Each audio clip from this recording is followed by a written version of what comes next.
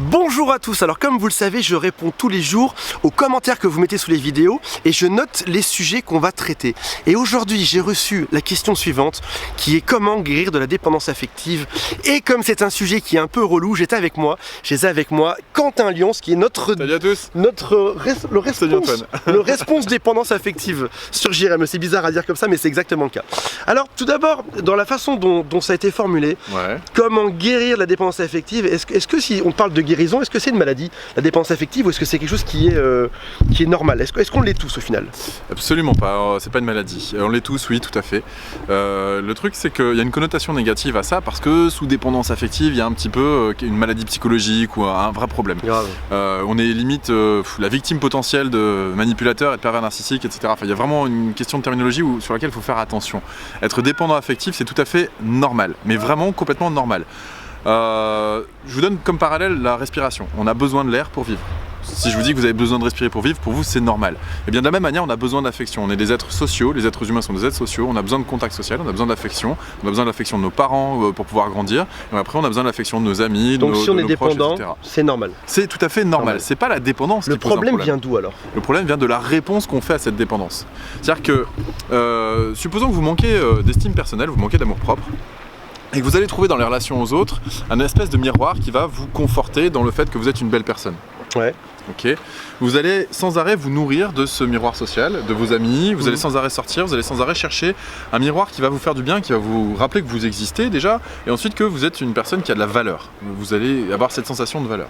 Maintenant, cette sensation de valeur, si vous la tournez que vers l'autre, si vous la puisez que de l'autre et que vous ne la tirez pas de vous-même, vous n'êtes pas dans l'équilibre. De la même manière que pour respirer, on a besoin d'inspirer et d'expirer, on a besoin dans nos relations sociales d'être à proximité de nos amis ou des gens qui nous apportent de l'affection, et aussi en moment de solitude. Et dans un couple, c'est pareil.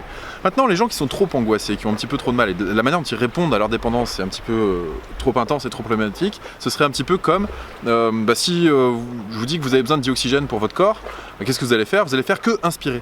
Vous allez vouloir que inspirer pour avoir du dioxygène. Et là, forcément, je sens que c'est pas très bon. Au bout d'un moment, ça marche plus, on a besoin d'expirer aussi.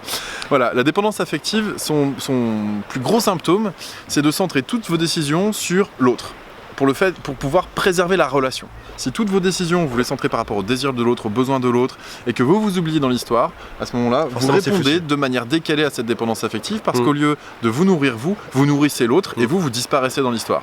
Donc comment est-ce qu'on fait pour en sortir? Eh bien, j'ai envie de dire, alors tous les physiciens, ça va leur parler, on va faire un changement de repère. Finalement, le repère, au lieu que ce soit l'autre pour préserver la relation, ça va être vous pour pouvoir être authentique et vous aimer vous-même. Parce que le but, c'est de récupérer de l'amour dans tout ça. Mais si vous n'avez pas d'amour de vous-même, vous pouvez pas en donner, vous pouvez pas donner ce que vous n'avez pas. Donc pour pouvoir sortir de la dépendance affective, l'idée c'est de récupérer de l'amour propre, de l'estime de soi. Et ça s'achète tout alors ça?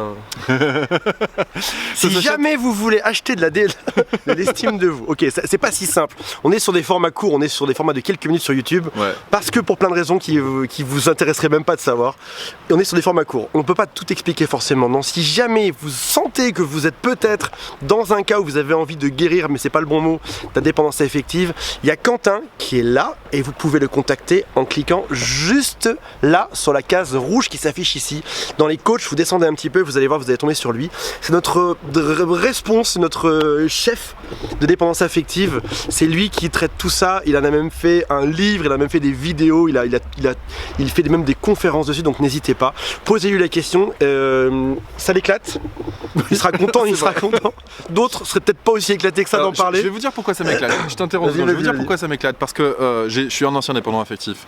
C'est-à-dire j'avais un comportement complètement décalé par rapport à ça. Et je peux vous dire que quand on voit ce que c'est d'avoir des relations en étant dans l'autonomie affective, c'est d'une richesse qu'on ne peut même pas imaginer quand on est au fond du tunnel, quand on est au fond du gouffre de cette relation de dépendance qu'on a aux autres. Et quand on commence à respirer, à s'émanciper, on s'aperçoit que la vie entière a une autre saveur, mais quelque chose d'incroyable, et je le souhaite à tout le monde. Et vu que j'étais enfermé là-dedans, c'est ma mission de vie maintenant, je vois pas d'autre possibilité pour moi que de pas proposer ces clés que j'ai réussi à trouver par le parcours de galère que j'ai traversé. Donc je peux vous aider à gagner du temps, et puis surtout il y a un univers derrière qui est juste magnifique.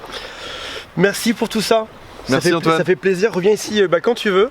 À bientôt. Cette plage est de la tienne. Ouais, c'est magnifique. Et je vous donne rendez-vous demain. Si jamais vous avez aimé ces conseils, n'hésitez pas, il y a des petits pouces, il y a le bouton abonnement aussi essayez, cliquez-le si jamais vous l'avez jamais cliqué, juste pour voir ce qui se passe, cliquez dessus, vous allez voir c'est génial, il y a aussi un autre univers qui s'ouvre à vous, l'univers de je suis abonné à cette chaîne, et je vous dis à demain pour une prochaine vidéo. À bientôt. On ne lâche rien, on est des pitbulls.